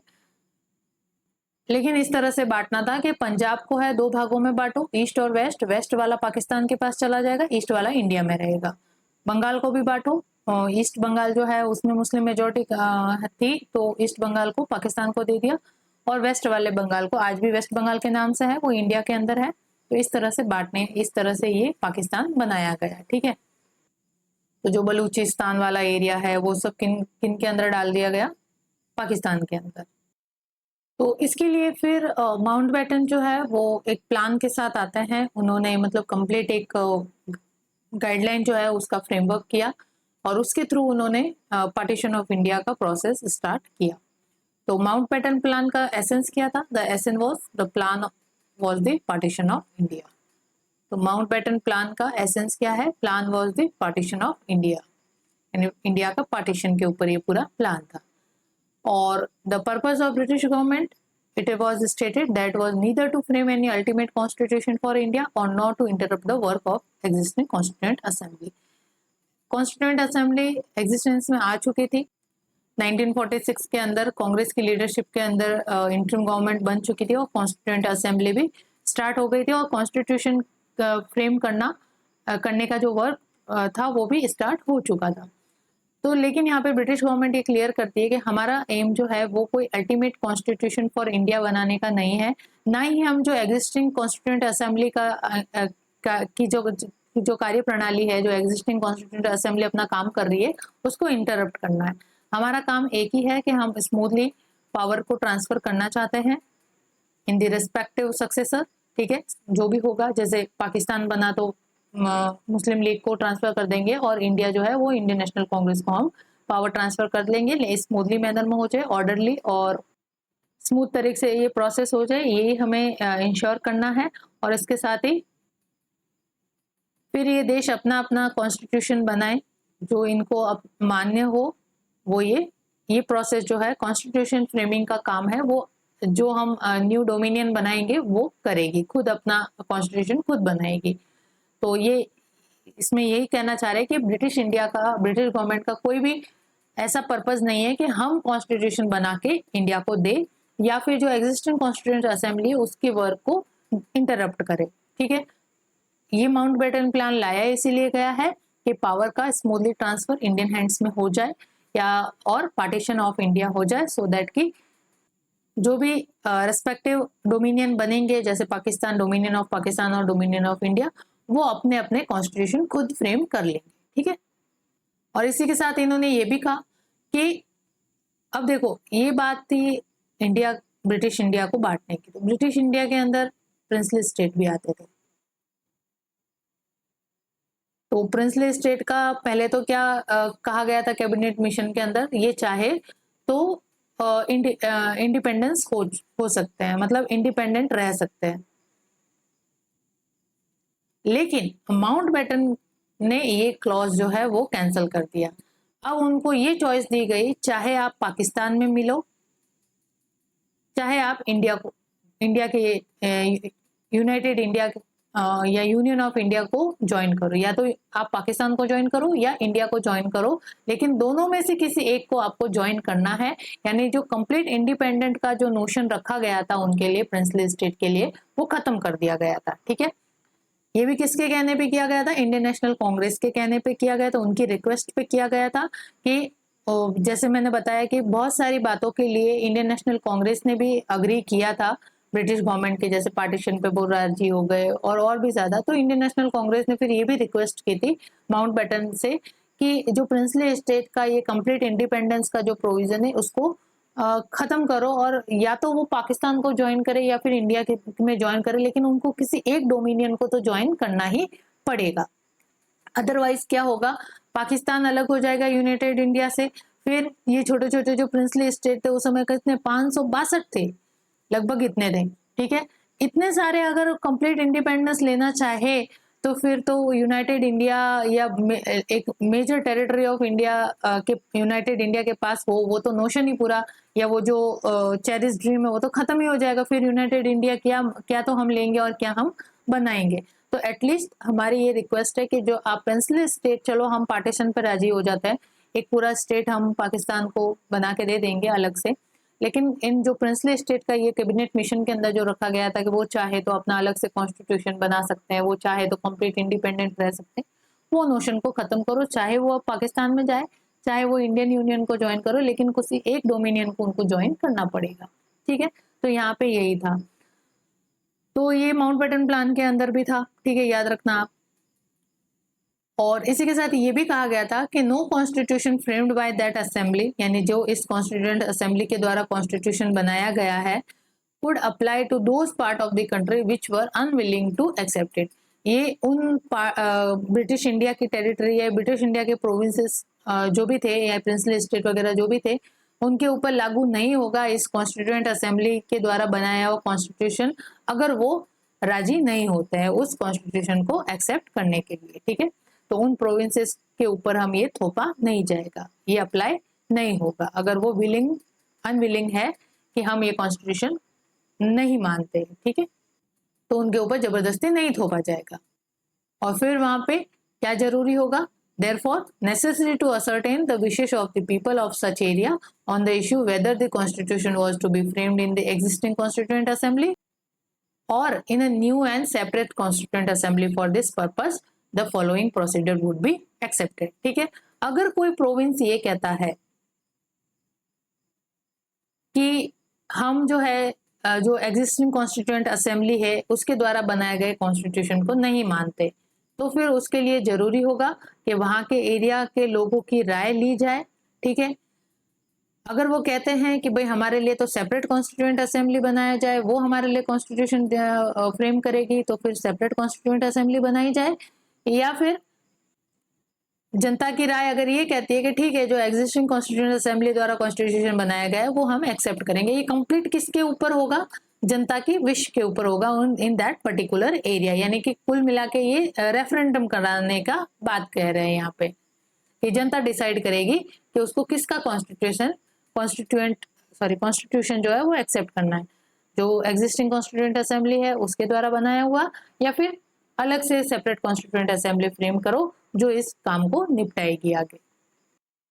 Then each of provincial legislative assembly, जो प्रोविंसेस के अंदर लेजिस्लेटिव असेंबली थी ऑफ बंगाल एंड पंजाब, पंजाब की, ठीक है, पंजाब के जो पंजाब और बंगाल के अंदर लेजिस्लेटिव असेंबली थी वो 2 पार्ट्स में मिलेगी, मतलब 2 पार्ट्स में उनके साथ मीटिंग होगी, एक्सक्लूडिंग द यूरोपियन नंबर्स, ठीक है, यूरोपियन नंबर्स को छोड़ के जो पंजाब और बंगाल के अंदर प्रोविंशियल लेजिस्लेटिव असेंबली के मेंबर है वो 2 पार्ट्स में मिलेंगे, या उनके साथ 2 पार्ट्स में डिस्कशन होगा, मीटिंग्स होगी। One representing the Muslim majority district, ठीक है, पहले पूरी मान लो ये पूरा पंजाब है, ठीक है, ये पूरा पंजाब के अंदर अलग अलग जगह हैं जहां से रिप्रेजेंटेटिव्स आते हैं। तो पहले मीटिंग्स के अंदर फर्स्ट जो है वो मुस्लिम मेजोरिटी वाले एरिया से आएंगे रिप्रेजेंटेटिव्स, ठीक है, जो 16 तो बंगाल में है और 17 पंजाब में है। तो मान लो कि ये पंजाब है और ये बंगाल है, ठीक है, पंजाब से कितने 17 और बंगाल में कितने 16 पंजाब के अंदर 17 ऐसे एरिया है जहाँ पे मुस्लिम मेजोरिटी है और बंगाल के अंदर 16 ऐसे एरिया है जहाँ पे मुस्लिम मेजोरिटी है। तो यहाँ के जो रिप्रेजेंटेटिव है वो पहले आएंगे, ठीक है, 17 पंजाब से 16 बंगाल से पहले फर्स्ट मीटिंग में मिलेंगे, और बाकी के जो बचे हुए प्रोविंस के एरियाज है उनके रिप्रेजेंटेटिव सेकंड मीटिंग में मिलेंगे, ठीक है।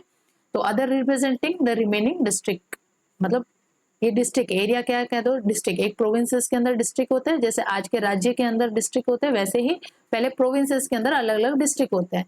तो 16 डिस्ट्रिक्ट बंगाल के अंदर जो मुस्लिम मेजोरिटी है वो फर्स्ट राउंड में आएगी, और 17 जो पंजाब में है वो फर्स्ट राउंड में उनके साथ मीटिंग होगी, और रेस्ट ऑफ जो भी बची हुई डिस्ट्रिक्ट्स है उनसे बाद में मीटिंग की जाएगी सेकेंड राउंड में, ठीक है।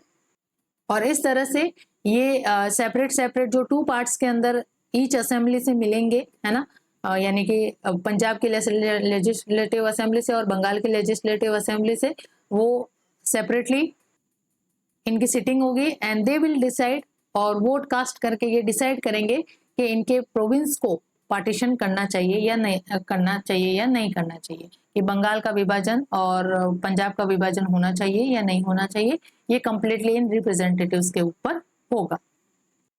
तो पंजाब और बंगाल का ही तो इशू था यहाँ पे, पंजाब का एरिया और बंगाल के एरिया को ही पार्टीशन, बिकॉज यही तो मुस्लिम मेजोरिटी वाले एरियाज थे, है ना, नॉर्थ वेस्ट फ्रंटियर प्रोविंस और सिंध प्रोविंस, सिंध तो पूरा ही चला गया उनके पास, है ना, और पंजाब जो था वो थोड़ा सा फैला हुआ था, तो उसको 2 भागों में बांटना था, आधा पाकिस्तान को और आधा इंडिया को। वेस्ट पंजाब जो है वो चला गया पाकिस्तान के पास, और ईस्ट पंजाब जो है वो रह गया इंडिया के अंदर।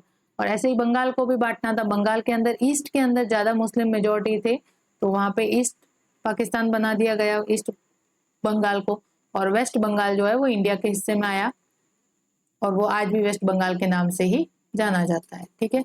ईस्ट पाकिस्तान तो बाद में लिबरेशन वॉर हुआ बांग्लादेश का, और एक न्यू देश बन गया बांग्लादेश, ठीक है। और हिस्ट्री में ये रिकॉर्डेड है कि इतनी लार्ज सेना, पाकिस्तान की जो इतनी बड़ी सेना थी उसने सामूहिक रूप से सरेंडर किया था, इतनी कभी भी इतने लार्ज सैनिकों ने एक साथ सरेंडर नहीं किया था, ये हिस्ट्री में रिकॉर्डेड है। तो बहुत शर्म की बात है पाकिस्तान के लिए, लेकिन फिर भी रस्सी जल जाती है लेकिन बल नहीं जाता है। तो इस तरह से बंटवारा होना था और हो भी गया था बाद में, लेकिन ये इस तरह से कि पंजाब, ये जो पंजाब है इसकी लेजिस्लेटिव असेंबली से आएंगे जो 17, तो 17 डिस्ट्रिक्ट जो पंजाब में थी वो मुस्लिम मेजोरिटी थी, वो फर्स्ट राउंड में आके डिसाइड करेगी कि उनके एरिया को पार्टीशन करना है या नहीं करना है, और ऐसे 16 डिस्ट्रिक्ट मुस्लिम मेजोरिटी डिस्ट्रिक्ट के रिप्रेजेंटेटिव आएंगे बंगाल से, और वो डिसाइड वोट डालेंगे कि उनके एरिया को, प्रोविंस को पार्टीशन करना है या नहीं, इस तरह से, ठीक है। बंटवारा तो इन 2 एरिया प्रोविंसेस का होता था, बंगाल और पंजाब का।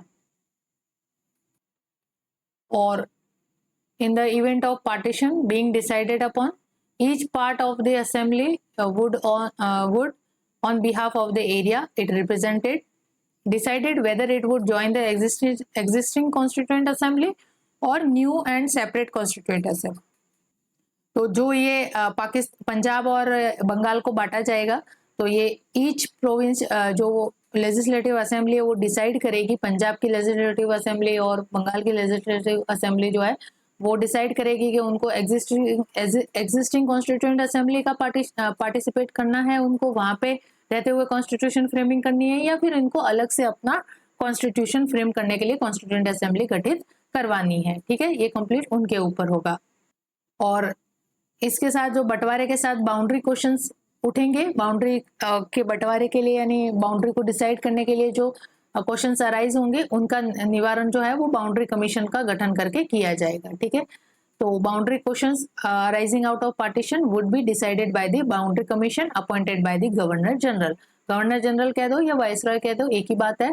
तो गवर्नर जनरल के द्वारा बाउंड्री कमीशन का गठन करके जो क्वेश्चंस बाउंड्री रिलेटेड आएंगे, सीमा निर्धारण के लिए आएंगे, उसका रिड्रेसल किया जाएगा। ठीक है, तो सर रेडक्लिफ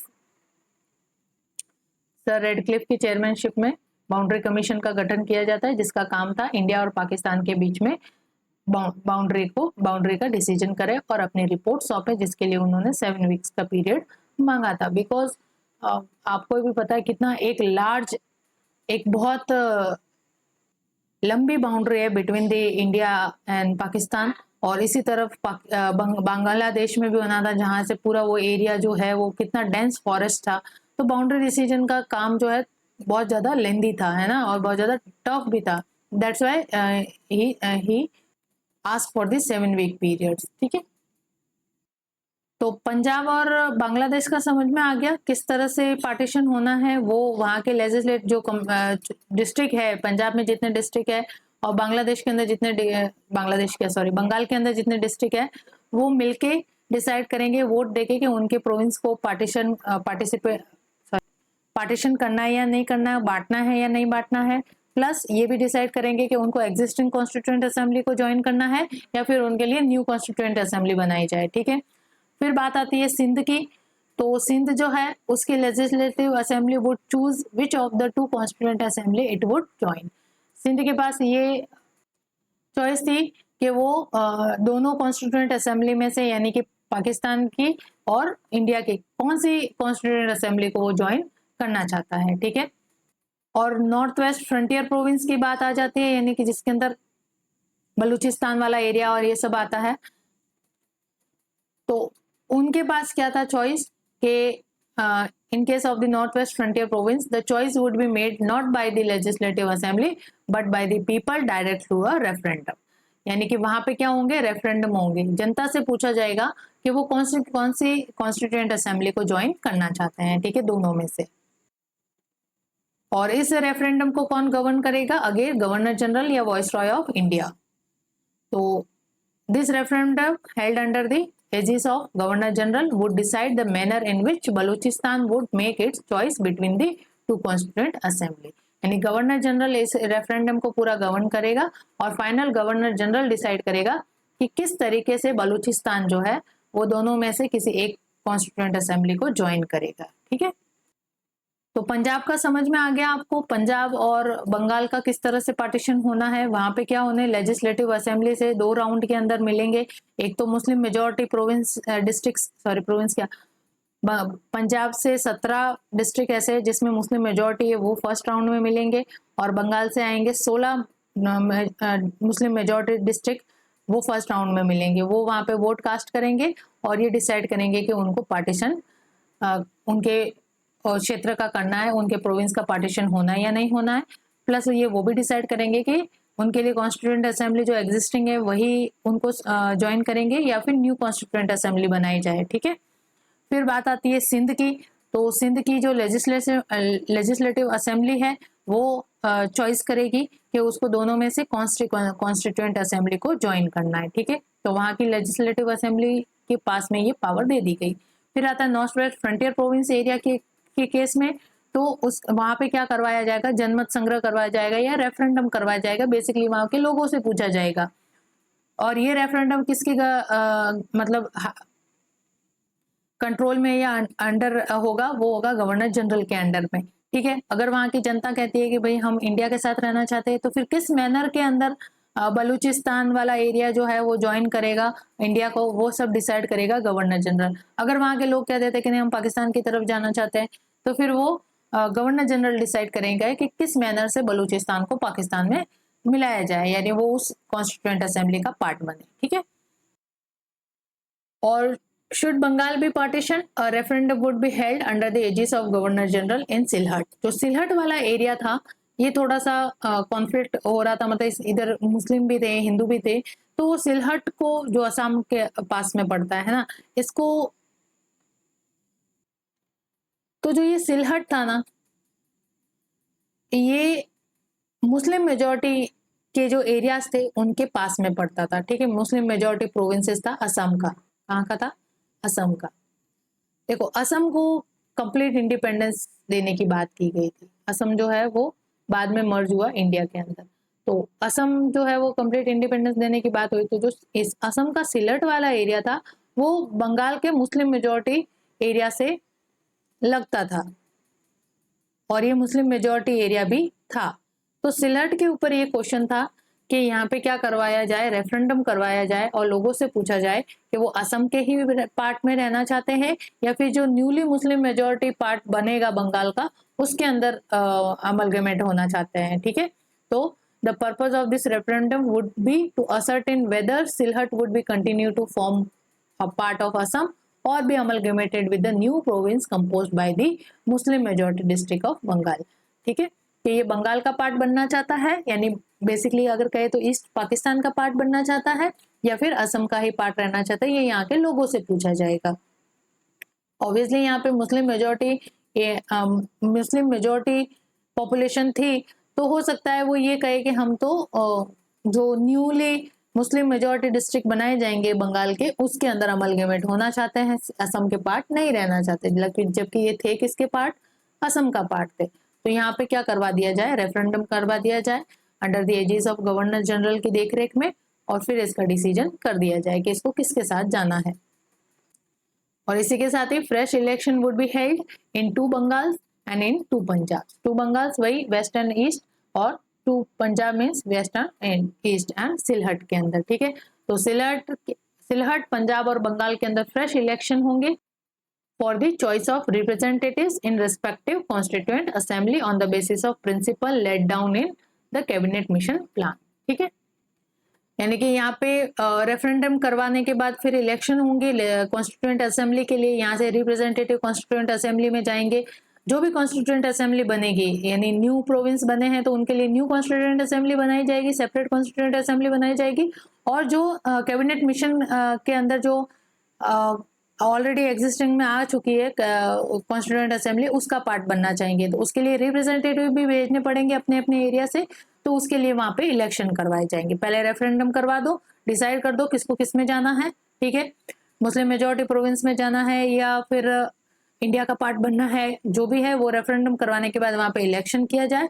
इलेक्शन से फिर वहां के रिप्रेजेंटेटिव जो है वो रिस्पेक्टिव कॉन्स्टिट्यूएंट असेंबली के पार्ट बने, वो डिसाइड किया जाए। और बात आती है फिर ट्राइबल इश्यूज की, तो ट्राइब्स के साथ क्या डिसीजन किया जाए। Basically north West frontier province के अंदर जो ट्राइब्स थी, जो कश्मीर वगैरह के एरिया में लगती हुई ट्राइब्स थी, उनके साथ जो नेगोशिएशन है वो किया जाएगा सक्सेसर अथॉरिटी के द्वारा, यानी कि हम इंडिया पाकिस्तान बना देंगे, फिर इंडिया की अथॉरिटी उनसे नेगोशिएट करेगी और पाकिस्तान की जो अथॉरिटी है वो उनसे नेगोशिएट करके उनको अपने साथ लेगी। तो ट्राइब्स का जो कंप्लीट इश्यू था वो किन पे छोड़ दिया गया? सक्सेसर अथॉरिटी पे, यानी जो बनने जाएगी सरकार या जो जिनके हाथ में पावर ट्रांसफर किया जाएगा उनको लेना देना ट्राइब्स को किस तरह से मैनेज करना है।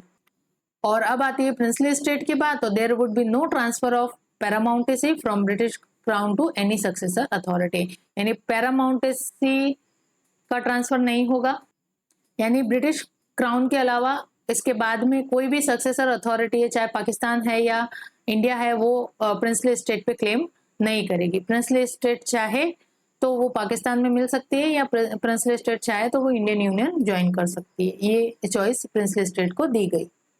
लेकिन पैरामाउंटेसी का यहाँ पे एंड हो गया, यानी कि पैरामाउंटेसी सिर्फ ब्रिटिश क्राउन तक रहेगी, इसके बाद जो भी सक्सेसर अथॉरिटी रहेगी उनके पास ये पैरामाउंटेसी नहीं जाएगी, यानी उनका अधिकार प्रिंसली स्टेट पे नहीं होगा। प्रिंसली स्टेट वुड डिसाइड कि उसको किसके साथ जाना है। तो प्रिंसली स्टेट का एटलीस्ट ये वाला माउंटबेटन ने क्लॉज खत्म कर दिया कंप्लीट इंडिपेंडेंट रहने का, उससे ये अच्छा हुआ, अदरवाइज 562 टुकड़े और हो जाते हैं ना, तो कहाँ का यूनिफाइड इंडिया बनते, फिर कितना सा प्रोविंस इंडिया के पास आता है ना।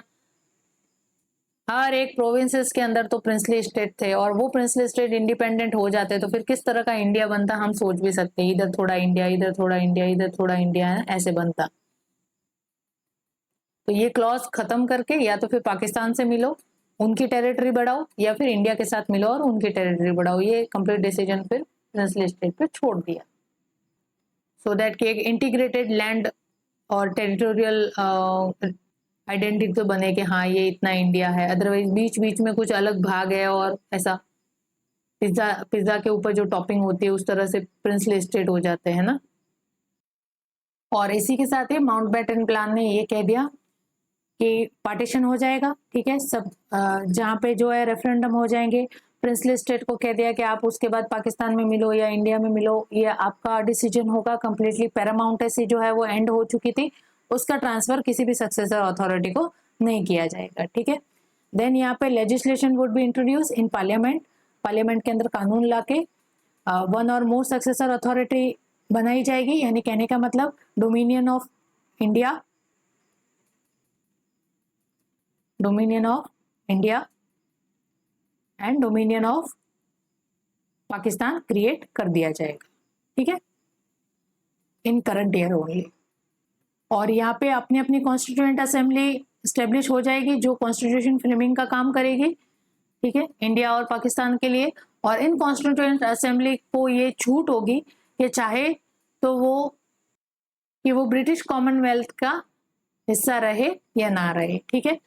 जैसे कि जो भी कॉन्स्टिट्यूएंट असेंबली रिस्पेक्टिवली जिस जिस डोमिनियन को रिप्रेजेंट करती है, जैसे इंडिया की कॉन्स्टिट्यूएंट असेंबली इंडिया को रिप्रेजेंट करती है और पाकिस्तान की पाकिस्तान को, तो उन कॉन्स्टिट्यूएंट असेंबली को ये छूट होगी कि वो ब्रिटिश कॉमनवेल्थ का पार्ट रहना चाहते हैं या नहीं रहना चाहते, ठीक है।